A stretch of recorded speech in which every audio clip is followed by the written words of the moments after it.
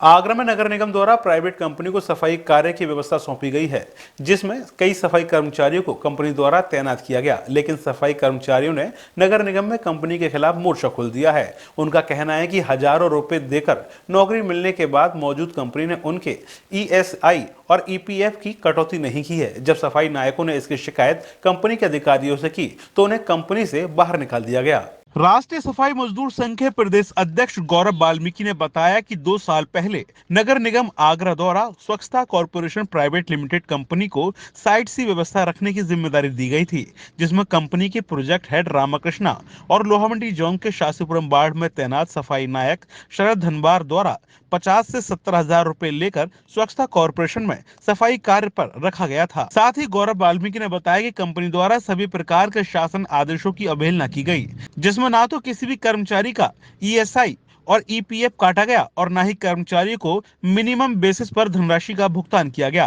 Company द्वारा कर्मचारियों को हर महीने 8,880 रुपए का वेतन दिया जा रहा है, जिसका रिकॉर्ड कर्मचारियों के अकाउंट में दर्ज है। विगत 25 दिसंबर को कंपनी में कार्यरत 3 कर्मचारी मुकेश शीतल और नूरी कार्य के दौरान घायल हो गए, जिन्हें साथियों द्वारा निजी अस्पताल में भर्ती कराया गया। और जब कंपनी के प्रोजेक्ट हेड रामाकृष्णा से उनके उपचार के लिए मिलने वाली ईएसआई और ईपीएफ कटौती के बारे में कहा गया तो उन्होंने कहा कि किसी भी कर्मचारी का ईएसआई और ईपीएफ नहीं काटा जा रहा है।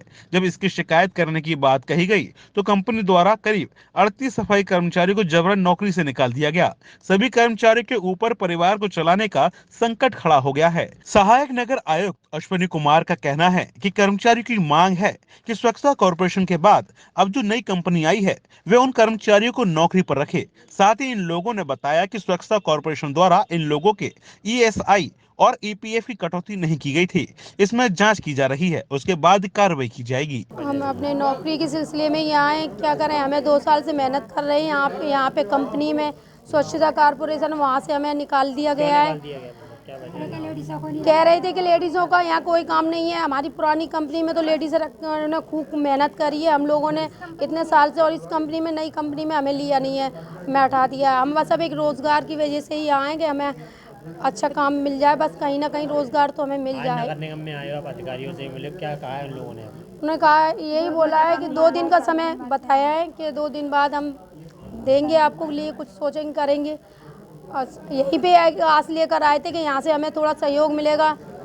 दीदी से भी हमने बोला, उन्हें भी एक लेटर दिया है कि उनसे हमें सपोर्ट मिले। हम महिलाओं के लिए एक लेडीज़ ही लेडीज़ को सपोर्ट कर सकती है। एक आस लेके उनके पास आए थे कि वो हमारी मदद करें, हमें रोज़गार दें। हम कहाँ जाएंगे अपने बच्चों के लिए? इतने सालों से मेहनत कर रहे हैं, काम कर रहे हैं, हमें एकदम से रोज़गार से हटा दिया। हमारा इतने समय से पैसा जो हमें मिलना चाहिए था वो भी हमारा सारा जब्त कर लिया गया है 2 सालों से। आज राष्ट्रीय सफाई मजदूर संघ के बैनर तले जहाँ 38 सफाई कर्मचारियों के साथ संघ का प्रतिनिधिमंडल ने नगर आयुक्त महोदय के यहाँ प्रदर्शन करके ज्ञापन दिया है, जिसमें स्वच्छता कॉर्पोरेशन कंपनी द्वारा इन 38 सफाई कर्मचारी भाई बहनों को कार्य से हटा दिया गया है। साथ ही एक बहुत बड़ा घोटाला और धोखाधड़ी जो है वो वाल्मीकि समाज के साथ की गई है, जिसमें 2 साल से किसी भी कर्मचारियों का ईएसआई और पीएफ नहीं काटा गया, ना जमा किया गया। परंतु नगर निगम के अधिकारियों द्वारा साठगांठ से कंपनी को करोड़ों रुपए का भुगतान कर दिया गया है। ये एक बहुत बड़ा जांच का विषय है। इसी संबंध में आज नगर आयुक्त महोदय को हमने एक ज्ञापन और मांग पत्र सौंपा है।